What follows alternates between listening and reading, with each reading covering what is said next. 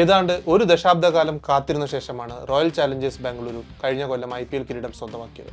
കപ്പില്ല team എന്നുള്ള എതിർ team ഫാനുകളുടെ പരിഹാസം മാത്രം കേട്ട് ശീലിച്ച ടീമും ആരാധകരും ഇത്തവണ എത്തുന്നത് കപ്പ് നിലനിർത്തുക എന്ന സമ്മർദ്ദത്തോടെയാണ്.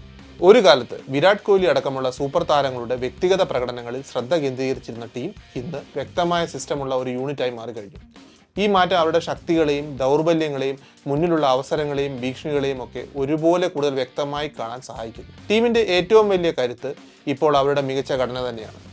താരപ്പകട്ടുകൾ തള്ളിക്കളഞ്ഞ് രജത് പട്ടിദാറിനെ പോലുള്ള നേതൃഗുണമുള്ള നായകന്റെ കീഴിൽ അണിനിരക്കുന്ന ടീം ഇന്നൊരു കളിക്കാരനെ മാത്രം അന്ധമായി ആശ്രയിക്കുന്ന ടീമല്ല. കോഹ്ലി ഇപ്പോഴും ടീമിന്റെ മുഖമായിരിക്കുമ്പോഴും വിജയത്തിന്റെ ഉത്തരവാദിത്തം ഇപ്പോൾ അദ്ദേഹത്തിന്റെ ചുമലിൽ മാത്രമല്ല.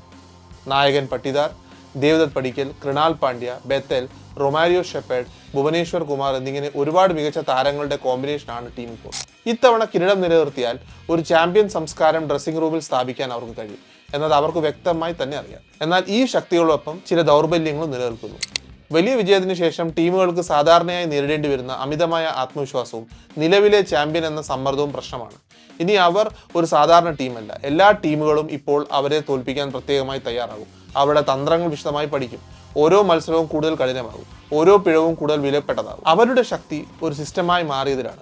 പക്ഷെ അതേസമയം ഈ സിസ്റ്റം സമ്മർദ്ദത്തിൽ എങ്ങനെ നിലനിൽക്കുമെന്ന് തന്നെയാണ് ഇനി അവരുടെ യഥാർത്ഥ പരീക്ഷ. കൂടാതെ ബൗളിംഗിൽ കുന്തമുനയാകേണ്ടിയിരുന്ന ഓസ്ട്രേലിയൻ പേസർ ജോഷ് ഹേസൽവുഡ് പരിക്കിന്റെ പിടിയിലായതും ടീമിന് തിരിച്ചടിയാണ്.